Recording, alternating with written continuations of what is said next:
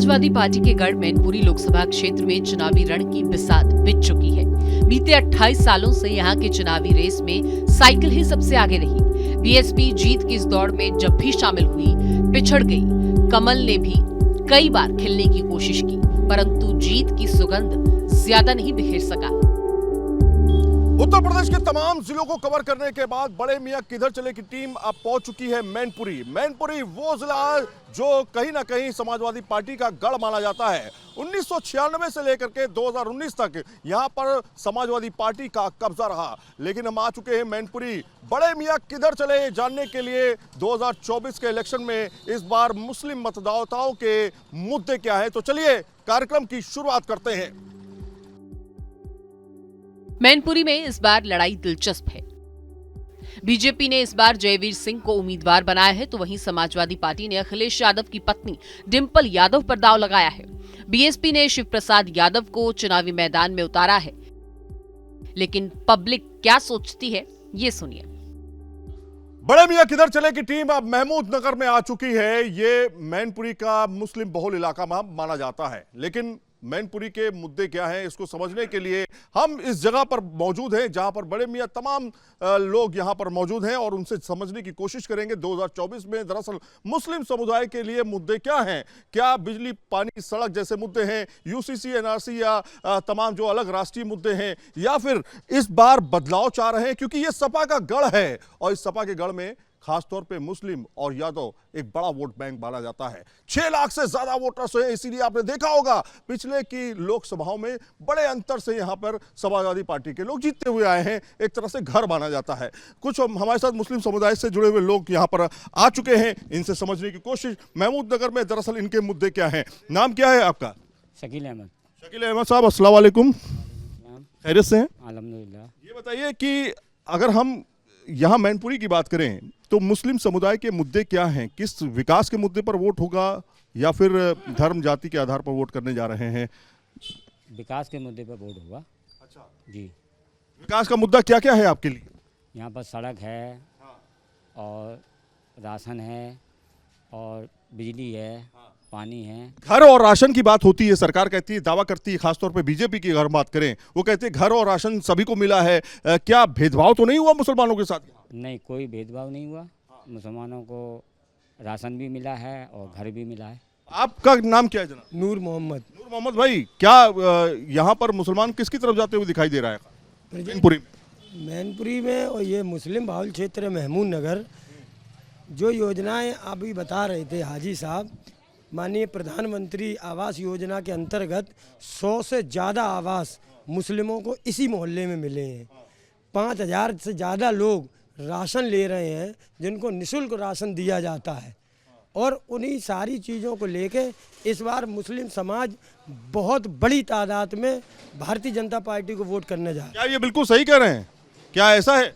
बिल्कुल। आपका नाम क्या है? सरफराज हुसैन। सरफराज भाई, ये कह रहे हैं कि भाई यहाँ खासतौर पे समाजवादी पार्टी का गढ़ है भाई साहब, यहाँ पे आप कह रहे हैं कि बीजेपी को वोट डालने जा रहे हैं। ऐसा मुस्लिम समुदाय के साथ क्यों सोच रहा है इस बार 2024 में?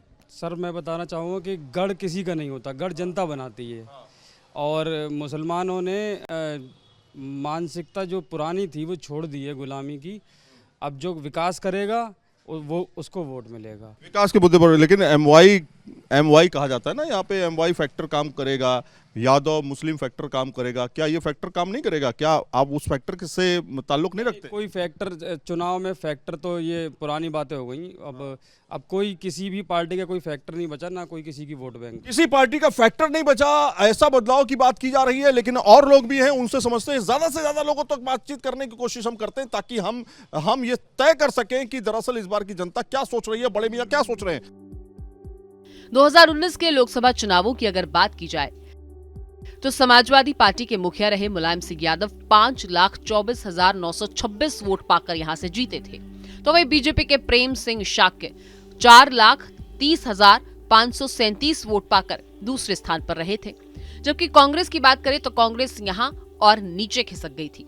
सच्चाई ये है कि मैनपुरी जिले में विकास का जितना भी काम हुआ वो समाजवादी पार्टी ने किया, चाहे रोड हो, चाहे शिक्षा के लिए इंजीनियरिंग कॉलेज से लेके इंटर कॉलेज, कन्या इंटर कॉलेज और जितना भी है, अस्पताल के लिए 100 सैया का अस्पताल से लेकर और तमाम कस्बों में जितने भी अस्पताल बने। क्या बीजेपी के शासन में खासतौर पे मैनपुरी में विकास नहीं हुआ? विकास नहीं हुआ मैनपुरी में। क्यों नहीं हुआ?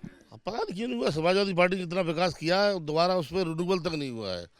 जो लेकिन यहाँ पर तो जयवीर हैं, क्या लग रहा है कि विकास के मुद्दे पर इस बार वोट डालेंगे मुसलमान? बिल्कुल मुसलमान विकास के मुद्दे पर वोट डालेगा इस बार। हाँ, क्या क्या विकास का मुद्दा है खासतौर पर मुसलमानों के लिए? क्या विकास के मायने हैं? मुसलमानों के लिए शिक्षा है, एजुकेशन है, डेवलपमेंट है, ये सब होना चाहिए। अब क्या धर्म के नाम पर वोट डाला जाएगा इस बार या फिर विकास का मुद्दा अहम रहेगा? विकास का मुद्दा ही अहम रहेगा। विकास का मुद्दा अहम रहेगा, धर्म का नाम नहीं होगा। नहीं, धर्म से राजनीति कहीं नहीं दुनिया में चली है। क्या दूसरी पार्टियों ने विकास नहीं किया, इस वजह से ये एक पार्टी का गढ़ माना गया या नेताजी का प्रभाव? गढ़ नहीं, ये उनका घर है और यहाँ पर उनसे जनता बहुत खुश रहती है। नेताजी का भी अच्छा उनका वो रहा है, अखिलेश मुख्यमंत्री भी हमारे अच्छा उनका सांसद रहे हैं, वो भी डिम्पल यादव का भी, उनका जो है ये घर है। मैनपुरी लोकसभा में 5 विधानसभा सीटें हैं, 2 सीटों पर बीजेपी और 3 सीटों पर समाजवादी पार्टी का कब्जा है। जातीय समीकरण की बात की जाए तो मैनपुरी यादव बहुल क्षेत्र है।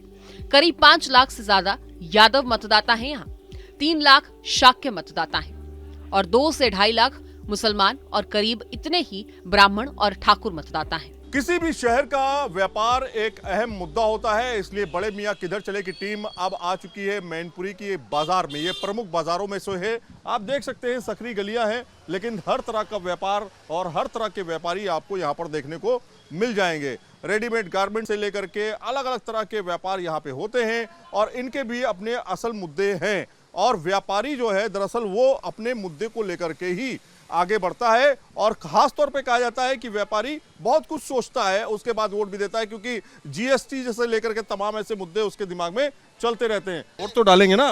वोट किसका है? वोट तो डालेंगे। वोट किसका है? मोदी जी ने कोई विकास किया कि नहीं किया? विकास कहाँ हो रहा है? मैनपुरी में कोई विकास ही नहीं हो रहा। कोई मैनपुरी में कोई विकास नहीं हुआ, भाई साहब ने कहा है, लेकिन और लोगों से भी बातचीत करते हैं कि क्या यही बात आप सोचते हैं। नाम क्या रहा सर आप? मोहम्मद इश्तियाक भाई, हम किस बाजार में मौजूद हैं? सीताराम मार्केट। सीताराम मार्केट में। तो सीताराम मार्केट में व्यापारी क्या सोच रहा है? खासतौर पे बड़े मियाँ इस बार किधर जा रहे हैं? भाई बड़े मियाँ तो सब वही जा रहे हैं सपा में। और विकास के मुद्दे पर वोट होगा या धर्म के नाम पे? धर्म के नाम पे लोग वोट ले रहे, विकास के नाम पे कहाँ दे रहे भाई? अच्छा, धर्म चल रहा है। धर्म चल रहा है। क्या सोच रहा है मैनपुरी की जनता? मैनपुरी की जनता सोच रही है कि बाबा जी की सरकार में गुंडे ध्वस्त हो गए, माफिया ध्वस्त हो गए और अब की बार 400 पार को लेकर मैनपुरी की जनता ने सोच लिया है। तो यहाँ तो ये तो गढ़ माना जाता है ना समाजवादी पार्टी। गढ़ में ही तो गड्ढे होते हैं, घर भी माना जाता है भाई साहब। घर इटावा है उनका, इटावा में हार रहे हैं 3 बार से। अच्छा, घर उनका इटावा है, जहाँ उन्होंने बहुत कुछ किया, यहाँ तो कुछ किया ही नहीं, खाली जात के नाम पर, मजहब के नाम पर वोट लेते रहे। तो 2022 में मुलायम सिंह यादव के निधन के बाद मिली बम्पर जीत का रिकॉर्ड कायम रखने को सपा ने अब अखिलेश यादव की पत्नी डिम्पल यादव पर दूसरी बार यहां से दांव लगाया है। इससे पहले वह उपचुनाव में सांसद बनी थी। सियासी विरासत को बनाए रखने के लिए वे जमकर पसीना भी बहा रही हैं, लेकिन बीजेपी भी जीत के लिए कोई कोर कसर बाकी नहीं छोड़ना चाहती। ये बताइए कि ये जो आपकी बहुत अच्छी आप ये देख रहे हैं कि बहुत खूबसूरत यहाँ पे घड़ियां हैं और भाई साहब मुस्कुरा रहे हैं, एकदम चमक आ रही है चेहरे पर। लग रहा है व्यापार खूब अच्छा चल रहा है। व्यापार कैसा चल रहा है? व्यापार सही चल रहा है, सब सही चल रहा है, कोई दिक्कत तो नहीं हो रही है? दिक्कत नहीं। अच्छा, ये बताइए कि क्या किसका जोर लग रहा है? जोर किसका? इधर उधर मत देखिए, इधर भी देखिए। डिम्पल भाभी का जोर चल रहा है? क्या लग रहा है, कैसा विकास हो रहा है? ठीक है सब? ठीक है, विकास तो ठीक हो रहा है, व्यापार भी ठीक हो रहा है। किधर चले बड़े मियाँ? बड़े मियाँ किधर चले? दुकान पे ही हैं बड़े मियाँ। दुकान पे तो है, लेकिन इस बार 2024 का इलेक्शन भी तो है। बीजेपी वोट डालेंगे कि नहीं? बिल्कुल डालेंगे। तो कौन है इस बार आगे? कमल का फूल। बीजेपी है? बिल्कुल। बीजेपी ने विकास किया है? हाँ, किया है। अच्छा, हाँ, तो कह रहे विकास हुआ नहीं है यहाँ पर। विकास तो हुआ है ना, अब जिसको नहीं पता उसके लिए नहीं हुआ है, हमारे लिए तो हुआ है। डिम्पल जी का ये गढ़ कहा जाता है, घर कहा जाता है। हाँ, वो तो है, डिम्पल यादव का घर तो है, ये है। फिर भी बीजेपी है इस बार। हाँ भाई साहब, ये बताइए विकास के मुद्दे पर वोट होगा या धर्म जाति संप्रदाय के दिमाग में रख करके वोट होगा, यहाँ सिर्फ विकास के मुद्दे पर या धर्म के नाम पे? धर्म नहीं, यहाँ विकास कर रहे हैं जयवीर सिंह जी। अच्छा, हाँ, यहाँ पर टॉप का विकास चल रहा है। अभी देखिए रेलवे स्टेशन, सड़कें बनाई है क्या? हाँ सड़कें सब बन गए, गड्ढे बढ़ गए, अच्छा, सब भर गए गड्ढे। सब भर के गड्ढे। हाँ यहाँ जयवीर साहब जो हैं पहले विधायक रहे, अभी भी विधायक हैं, हालांकि जीतेंगे तो सांसद बनेंगे, लेकिन इस बार उनके नाम पर वोट होगा या मोदी जी के नाम पर? कहते हैं कि भैया हम तो मोदी जी के नाम पर। समाजवादी पार्टी का तो ये घर माना जाता है। पुराना दौर था, अच्छा, ये नया दौर चल रहा है। बाजारों के मुद्दे यही होते हैं कि आपका व्यापार अच्छा होना चाहिए, आपके टैक्सेस जो है वो आसानी से होने चाहिए, ताकि कम से कम जब आप चुने किसी को तो व्यापार को भी वो प्रमुखता दे और व्यापार के लिए उस जगह का भी विकास करे।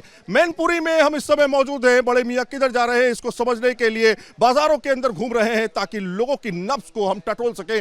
ज्यादातर लोगों का मानना है विकास के मुद्दे पर, और यही वजह है कि मैनपुरी में विकास की धारा जो है बहाने के लिए लोग इस बार 2024 में मताधिकार का प्रयोग करेंगे।